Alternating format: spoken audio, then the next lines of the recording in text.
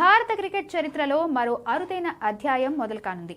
2026 August 15న దేశం స్వాతంత్ర దినోత్సవాన్ని జరుపుకుంటున్న వేళ టీమిండియా చారిత్రక 600వ టెస్ట్ మ్యాచ్ ఆడనుంది. శ్రీలంకతో గాలే ఇంటర్నేషనల్ స్టేడియంలో ప్రారంభం కానున్న ఈ మ్యాచ్తో భారత టెస్ట్ క్రికెట్లో సరికొత్త మైలురాయిని చేరుకోనుంది. శుభ్మన్ గిల్ నాయకత్వంలో భారత్ ఈ చారిత్రక టెస్ట్ బరిలో దిగనుంది.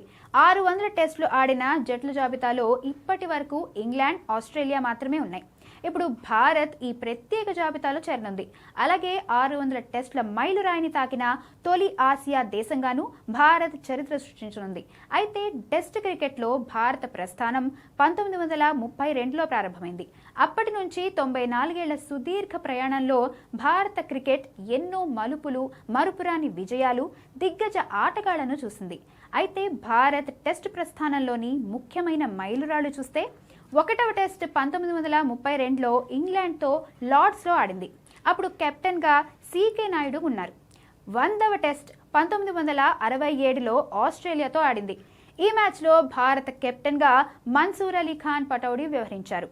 ఇక 200వ టెస్ట్ 1982లో పాకిస్తాన్తో ఆడగా సునీల్ గవాస్కర్ కెప్టెన్సీ చేశారు. సచిన్ టెండూల్కర్ నాయకత్వంలో భారత జట్టు 300వ టెస్ట్ మ్యాచ్ 1996లో సౌత్ ఆఫ్రికాతో ఆడింది.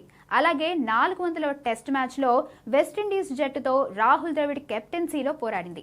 మళ్లీ 2016లో న్యూజిలాండ్తో విరాట్ కోహ్లీ కెప్టెన్గా 500వ టెస్ట్ ఆడిన భారత జట్టు ఇప్పుడు 600వ టెస్ట్ శుభ్మన్ గిల్ అండర్లో ఆడనుంది. అయితే ఆగస్టు 15 భారతీయులకు ఎంతో ప్రత్యేకమైన రోజు. అదే రోజున టీమిండియా తన 600వ టెస్ట్ మ్యాచ్ ఆడటం ఈ ఘట్టానికి మరింత ప్రత్యేకతను తీసుకొస్తుంది.